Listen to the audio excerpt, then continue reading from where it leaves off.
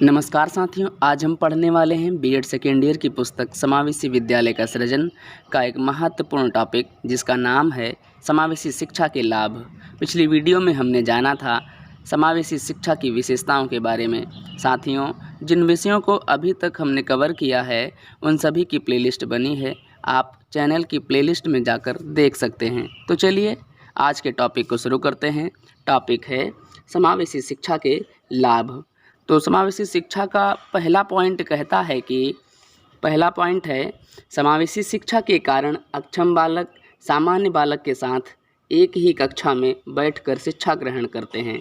ठीक है, मतलब समावेशी शिक्षा ऐसा संभव बनाती है कि जो शारीरिक रूप से या मानसिक रूप से जो विकलांग बालक हैं वे बालक और जो सामान्य बालक हैं वे दोनों बालक एक साथ एक छत के नीचे बैठकर शिक्षा ग्रहण करें, ऐसा संभव बनाती है समावेशी शिक्षा। और ऐसा वातावरण देती है जिससे वो लोग आपस में बैठकर नैतिकता की भावना को सीख सकें, मिलजुल कर एक अच्छे समाज का निर्माण कर सकें। ठीक है, अब बात करते हैं दूसरे पॉइंट की। दूसरा पॉइंट क्या कहता है? दूसरा पॉइंट, समावेशी शिक्षा के कारण व्यक्तिगत विभिन्नताओं को दूर करने में मदद मिलती है, साथ ही बच्चों के बीच एक लघु समाज का निर्माण किया जाता है। देखो, प्रत्येक बच्चे में कुछ ऐसी आदतें होती हैं जो दूसरों से खुद को अलग करती हैं। वे आदतें अच्छी और बुरी दोनों हो सकती हैं। जैसे लड़ाई करना हो गया, लड़ाई झगड़ा करता होगा तो ऐसा होता है कि दूर से बच्चा पता चल जाता है कि ये बच्चा बहुत लड़ता झगड़ता है। तो समावेशी शिक्षा के द्वारा ऐसी आदतों को दूर किया जा सकता है और उनको एक साथ मिलजुल कर रहने के लिए प्रेरित किया जा सकता है। इस प्रकार उनके बीच एक लघु समाज का निर्माण किया जा सकता है। ठीक है, अब बात करते हैं तीसरे पॉइंट की।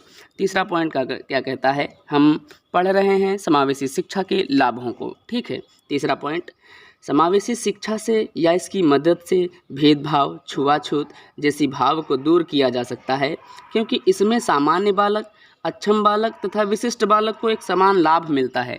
जाहिर सी बात है, जहाँ पर समानता होगी, जहाँ पर सभी को समान अधिकार दिए गए होंगे, सभी को समान रूप से शिक्षा दी जा रही होगी, वहाँ पर क्या होगा? वहाँ आपस में छात्रों के बीच या बच्चों के बीच कोई भेदभाव नहीं होगा, क्योंकि सभी के साथ में समान जैसा व्यवहार किया जा रहा है ना। इसीलिए अब बात करते हैं चौथे पॉइंट की। चौथा पॉइंट क्या कहता है?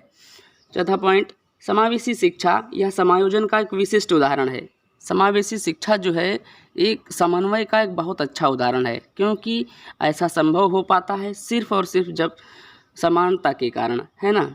यह उन बच्चों के अवसर की बात करता है जिनको अभी तक वो अवसर प्राप्त नहीं हुए, है ना। यह उन सभी बच्चों को एक साथ में लेकर चलता है जिनसे देश के भविष्य में एक अच्छा सुधार आ सकता है। ठीक, बात करते हैं पांचवें पॉइंट की। विशिष्ट बालक, अपंग बालक या अक्षम बालक की विभिन्न समस्याओं को जानकर उनकी समस्याओं के समाधान में समावेशी शिक्षा सहायक होती है। देखो, जो शारीरिक रूप से या मानसिक रूप से जो विकलांग बालक होते हैं उनको सीखने में कठिनाई होती है, तो समावेशी शिक्षा जो होती है ऐसा संभव बनाती है। जब अगर वो कुछ सीख रहे होंगे तो उनको जो सिखा रहा होगा या कोई अध्यापक अगर सिखा रहा होगा तो थोड़ा ज़्यादा ध्यान देता है, उनको थोड़ा और गहराई से बिल्कुल जीरो लेवल से बताने का प्रयास करता है, जिससे वो बच्चे भी साथ में सीख कर सामान्य बच्चों के साथ आगे बढ़ सकें। सीधी बात है ना। अब बात करते हैं आगे छठे पॉइंट की। छठा पॉइंट क्या कहता है? समावेशी शिक्षा उन बालकों के लिए लाभप्रद है जो समस्यात्मक बालक होते हैं। समावेशी शिक्षा खासकर उनके लिए बहुत अच्छी होती है जो शारीरिक या मानसिक रूप से विकलांग हों या किसी प्रकार से बाधित बालक हों, क्योंकि उनकी जो समस्याएं होती हैं उन समस्याओं को समावेशी शिक्षा जानकर दूर कर देती है ना, और उन्हें भविष्य में समस्यात्मक बालक बनने से रोकती भी है। देखो, जब कोई बालक स्कूल पढ़ने गया जो शारीरिक रूप से या मानसिक रूप से विकलांग हो या किसी भी प्रकार से बाधित बालक हो, अगर वो स्कूल में जाएगा और अपनी बातों को नहीं बताएगा टीचर को, तो टीचर क्या करेगा? वो सोचेगा कि सभी बच्चे सामान्य की तरह ही सीख रहे हैं, तो उनको ज़्यादा गहराई से या बार बार बताने का प्रयास नहीं करेगा, क्योंकि बच्चे ही नहीं जब बोल रहे हैं। तो इस प्रकार क्या होगा?